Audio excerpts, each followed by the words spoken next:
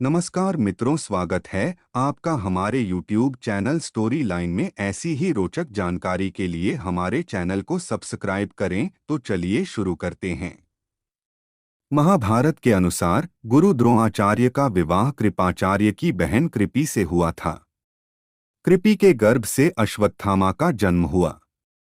उसने जन्म लेते ही अच्चय श्रवा अश्व के समान शब्द किया, इसी कारण उसका नाम अश्वत्थामा हुआ। वह महादेव, यम, काल और क्रोध के सम्मिलित अंश से उत्पन्न हुआ था। अश्वत्थामा महापराक्रमी था। युद्ध में उसने कौरवों का साथ दिया था। मान्यता है कि अश्वत्थामा आज भी जीवित है। इनका नाम अष्ट चिरंजीवियों में लिया जाता है। इस मान्यता से जुड़ा एक श्लोक भी है। अश्वत्थामा बलिर्व्यासो हनुमाश्च विभीषण कृप परशुरामश्च सप्तैते चिरजीविन सप्तैतान संस्मरेन् नित्यं मार्कण्डेयं थाष्टमम् जीवेद्वर्षस्तन सोपि सर्वव्याधि विवर्जित। अर्थात अश्वत्थामा, बलि, वेदव्यास, हनुमान, विभीषण, कृपाचार्य, परशुराम और मार्कंडेय ऋषि का स्मरण सुबह सुबह करने से सारी बीमारियां समाप्त होती हैं और मनुष्य 100 वर्ष की आयु को प्राप्त करता है। अश्वत्थामा को अधिक ज्ञान देना चाहते थे द्रोणाचार्य।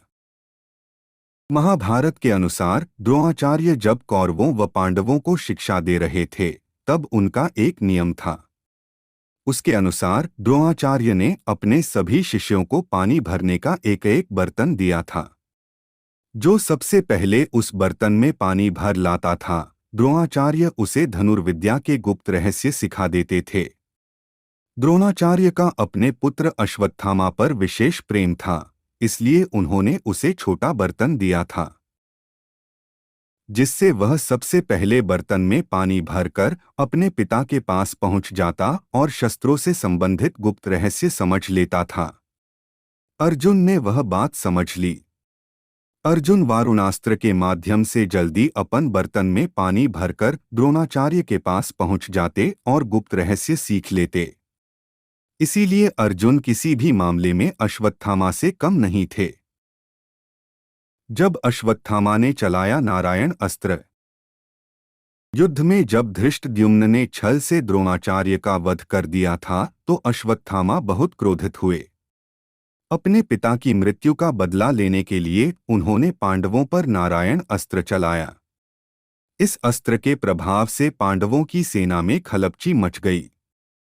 अश्वत्थामा ने इस अस्त्र के बारे में दुर्योधन को बताया। यह अस्त्र गुरु द्रोण को स्वयं भगवान नारायण ने दिया था। यह शत्रु का नाश किए बिना नहीं लौटता। नारायणास्त्र से अनेक प्रकार के दिव्यास्त्रों का नाश भी संभव है। जब श्रीकृष्ण ने देखा कि नारायण अस्त्र से सेना भाग रही है और पांडवों के प्राण भी संकट में हैं, तब उन्होंने कहा, सभी अपने अपने रथों व अन्य सवारियों से उतरकर अपने शस्त्रों को नीचे रखकर इस अस्त्र की शरण में चले जाओ। नारायण अस्त्र की शांति का यही एकमात्र उपाय है। सभी ने श्रीकृष्ण की यह बात मान ली। इस प्रकार नारायण अस्त्र का प्रकोप शांत हुआ और पांडवों के प्राण बच गए। श्रीकृष्ण ने दिया था अश्वत्थामा को श्राप। जब अश्वत्थामा ने सोते हुए द्रौपदी के पुत्रों का वध कर दिया, तब पांडव क्रोधित होकर उसे ढूंढने निकले। अश्वत्थामा को ढूंढते हुए वे महर्षि वेदव्यास के आश्रम पहुंचे। अश्वत्थामा ने देखा कि पांडव मेरा वध करने के लिए यहाँ आ गए हैं, तो उसने पांडवों का नाश करने के लिए ब्रह्मास्त्र का वार किया। श्रीकृष्ण के कहने पर अर्जुन ने भी ब्रह्मास्त्र चलाया। दोनों ब्रह्मास्त्रों की अग्नि से सृष्टि जलने लगी। सृष्टि का संहार होते देख महर्षि वेदव्यास ने अर्जुन व अश्वत्थामा से अपने अपने ब्रह्मास्त्र लौटाने के लिए कहा। अर्जुन ने तुरंत अपना अस्त्र लौटा लिया, लेकिन अश्वत्थामा को ब्रह्मास्त्र लौटाने का ज्ञान नहीं था। इसलिए उसने अपने ब्रह्मास्त्र की दिशा बदलकर अभिमन्यु की पत्नी उत्तरा के गर्भ की ओर कर दी और कहा कि मेरे इस अस्त्र के प्रभाव से पांडवों का वंश समाप्त हो जाएगा। तब श्री कृष्ण ने अश्वत्थामा से कहा कि तुम्हारा अस्त्र अवश्य ही अचूक है, किंतु उत्तरा के गर्भ से उत्पन्न मृत शिशु भी जीवित हो जाएगा। ऐसा कहकर श्री कृष्ण ने अश्वत्थामा को श्राप दिया कि तुम 3000 वर्ष तक पृथ्वी पर भटकते रहोगे और किसी से बात नहीं कर पाओगे। तुम्हारे शरीर से पीप व रक्त बहता रहेगा। इसके बाद अश्वत्थामा ने महर्षि वेदव्यास के कहने पर अपनी मणि निकालकर पांडवों को दे दी और स्वयं वन में चला गया।